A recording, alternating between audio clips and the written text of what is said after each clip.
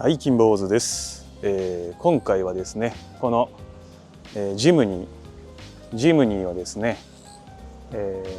買いまして、で、いろいろと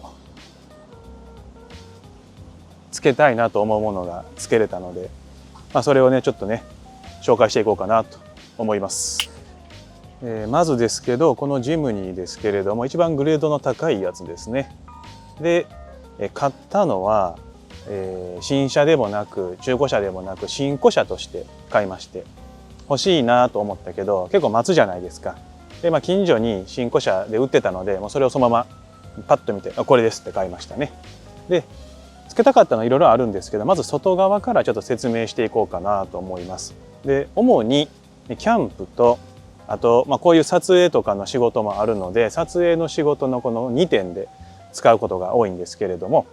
まずキャリアですね。キャリア、伊能さんのキャリア、ベースに上に、INA510 ですね。100センチタイプのやつをつけております。ちっちゃいですね。基本は515とか520とかつけるんでしょうけども、僕自身は、家族みんなでキャンプ行く時はもう1台乗用車があるのでそっちで行きます。なんで乗せるところプラス足らんかった時用に乗せると。で、なので結構大きいタイプで、これ外せないタイプあると思うんですけど、こいつはこのままこれ外せるので、洗車もしやすいかなというところ。この辺ですね。この辺ドアバンしないようにつけてたり、ここはこれの銀よりはこっちの方がいいかなと思って、これはマグネットですね。あとここは IPF さんのところの僕後々見ると結構ここ爪で傷つけるんですよね。で、これを貼ってます。両面テープ磁石とすぐつけれるような感じなので、結構おすすめですね。このボタンね、ここのボタンとよく合ってていいんじゃないかなと個人的に思っております。で、後ろに関してでいくと、ここが同じようにさっきのシール貼ってるのと、こちらがグーニーズワンさんやったかなの、ラダーになってます。乗せてタイヤで上がりゃいいんですけど、なんかラダーいいよなと思っててですね。で、ラダーこっちにつけるタイプでつける予定やったんですけれども、一目惚れですかね。ここでよいしょ、ここからね荷物をねいけるという部分があって、こんな感じでですね、ここ持ってよいしょで上がれて、でここで作業ができる。で、ど真ん中にねあるので、どっちにしろ傷むんですけど、傷みの具合でいくとこの端っこよりはど真ん中の方が傷みにくいかなという勝手な想像でこれをつけてます。外側に関してはそれぐらいですかね。はい。あんまり例えばタイヤを変えるとか、高さを変えるとかはしてなくてですね、そのキャンプに行くって言ってもそんなデコボコなキャンプ場行くわけでもないし、エセジムニー乗りかなとは思いますけれども、こんな感じです。ではちょっとね中身の方もね見てもらおうかなと思います。中身ですけど、これがマットですね。このマット、これ実はこの見えへんけど下のマットとか、あと前のマットも全部一緒のマットになってます。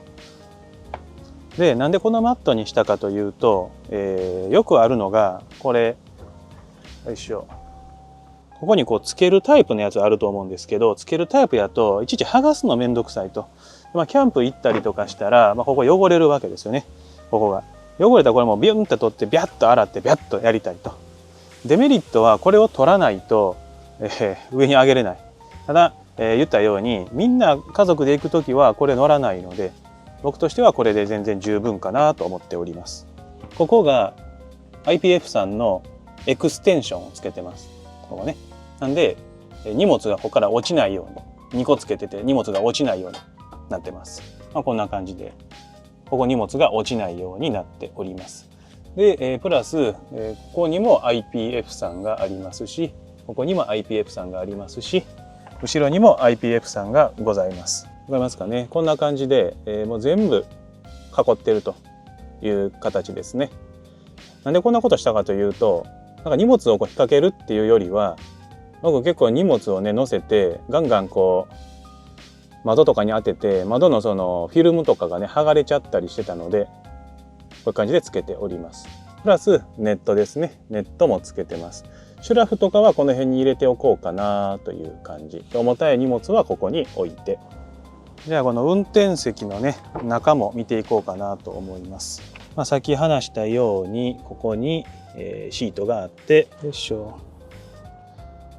でまずこれがドリンクホルダー、こっちとこっちですね。2人でキャンプ行く時はこれ乗っていくのでこれを乗せてます。これはダッシュボードですね。ここで、携帯充電できるタイプです。あんま充電しないですけどダッシュボードがあります。でここが増設している電源ユニットですね。で携帯充電しないこと多いんですけど、携帯としてこう地図はね使いたいなとかがあるので、こっちに携帯を置くことが多いですね。こいつもカパッとはめてるタイプですけれども、これが仕事柄病院とか行くのでマスクを常駐しておりますね。でこれは外れるんですけれども、サイドテーブル的な感じで使ってます。サイドテーブルといえばここが一応物を置けるようにこいつもつけてますね。さらにこれですね、ここがよいしょ開くようになってます。純正じゃなくて大きいミラーにしております。あとはここのここにもダッシュボード的なものを入れてますね。買って1ヶ月半ぐらいですかね乗ってみたんですけど、特にこれ一番気にしてたのは、これのね風切り音なんですけど、ここの部分がこの辺ぐらいにあると結構気になりましたね。ブーンって音が。で後ろにするとそんなに気にはならなかった。プラスこいつとかあとボックスとかつけると、性能的に何なのか風切り音ほぼ聞こえないですね。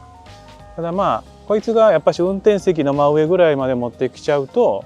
風切り音が40キロ50キロぐらいでは発生する。高速乗ってもこの状態やったら80キロやったら全然音はしなかったかなと思います。このね荷物のスペースソロキャンデュオキャンプぐらいやったら全然十分大丈夫かなというところですね。問題ないと。冬キャンプとかなったらストーブ持ってったりとか電気毛布持ってったりとか荷物増えるんで、その時はこの上のねやつ使いますけれども、それ以外は全然これで十分かなとは思います。それ用に荷物も減らしてはいるので、いつも行く、ファミリーキャンプの時は結構荷物多くて、上にも乗せて下にも入れてって感じなんですけど、ソロデュオキャンプの時は荷物少なめというかそういうようなギアを選んでいるので全然問題ないかなとは思います。今後別にこれ以上何かこうカスタマイズというかなんかつける気はあんまなくてですね、あとはスタッドレスタイヤを買うぐらいですけれども、なんかこういうことをしたらキャンプで良いよみたいなものがあれば逆に教えていただきたいなというところではございます。もしなんかこうパーツとかで気になることがあれば言っていただけたらなと思います。以上です。ご清聴あざした。